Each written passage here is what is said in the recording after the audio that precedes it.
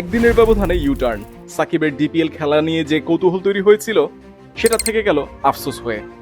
Tiger allrounder DPL থেকে নাম প্রত্যাহার করে নিয়েছেন, আপাতত ফিরছেন না দেশে।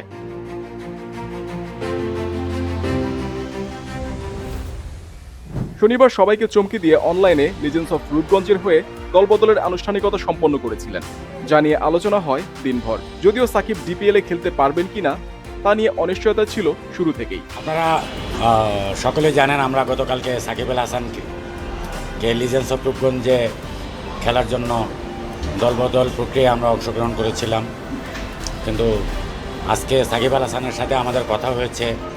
এখন উনি আমাদের কাছে একটা অনুরোধ করেছেন যে দলবদলটা আপাতত ওনার দলবদলটা স্থগিত রাখার জন্য। আমরা সিসিটিএমকে চিঠি দিয়ে জানিয়ে দিয়েছি সাকিব আল হাসানের প্রতি সম্পূর্ণ সম্মান বজায় রেখে তার যে আবেদনটা আছে সেই আবেদনটা আমরা আমাদের ক্লাব থেকে সিসিটিএমকে আমরা জানিয়ে দিয়েছি। উনি বলেছেন উনি যখনই দেশে আসতে পারবেন, এই আপনারা জানেন তার বর্তমানে উনি দেশে আসতে পারতেছেন না। যখন আসবেন উনি আসলে উনি যেই টিমে গত বছর ছিলেন আমরা চেষ্টা করব। সাকিব আল হাসান আমাদেরকে বলেছেন যে ওই টিম থেকে মিউচুয়াল ক্লিয়ারেন্সের মাধ্যমে লিজেন্ডস অফ রূপগঞ্জে সে যদি আমাদের পক্ষে আবার ওই সময় খেলতে চায় আমরা ইনশাল্লাহ তাকে আবার পরবর্তীতে দলভুক্ত করব।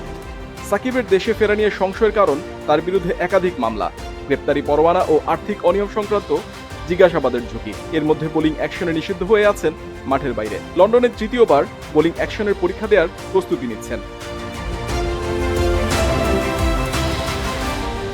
ডিপিএল খেলার আগ্রহ থাকলেও বর্তমান পরিস্থিতিতে তা সম্ভব না সাকিবের জন্য। ডিপিএল এ চিটাগং কিংসে খেলার কথা থাকলেও আসতে পারেননি। লম্বা সময় জাতীয় দল থেকে দূরে আছেন। সব মিলিয়ে নির্বাসনে আছেন সাকিব।